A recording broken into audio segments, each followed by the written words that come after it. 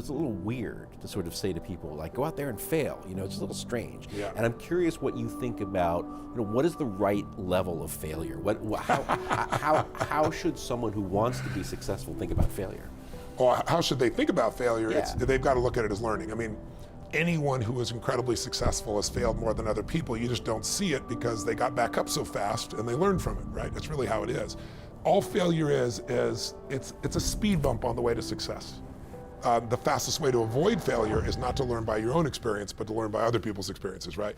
The way I believe in compressing decades into days, and the way you do that is modeling, once again. Finding someone who is the most successful in the world, it's taken them 20, 30 years, and digging in and figuring out what is the core essence of what's made them successful. What are the failures they had, what they learned from them so you can avoid them. So the other part is you also have to know that success is buried on the other side of failure. It's buried on the other side of frustration. It's buried on the other side of conflict. And so you have to see this as part of the natural evolution. When people succeed, they tend to party. When you fail, you tend to ponder. And in the pondering is when you usually get the growth, the insight, the strategy that'll change your business, that'll change your personal life, that'll change your finances. And so I think, I don't vote for failure for anybody, but to think you're not going to experience it is absurd. Failure is only when you permanently give up.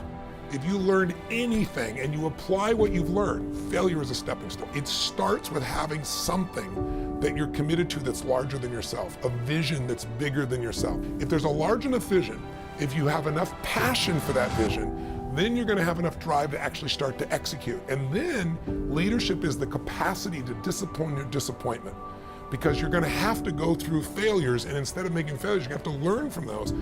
The one breakthrough for all leaders is constant, never-ending improvement. And that means educating yourself and continuing to develop even greater emotional mastery, because that's what affects whether you execute or not. The opportunity for self-education is there. We have to change our psychology from, I'm going to do what everybody else does, and I'm mad because it doesn't work anymore, to the reality is this is the greatest time to be alive if you're growing, you're learning, you're educating, and you're developing valuable skills. It's like, instead of complaining, you got to say, where are the skill sets valued in the marketplace? And how do I work harder on myself than anything else? Because if I become more valuable, then I will be able to give more, do more, and change more. Really ask themselves the question, who am I at my core?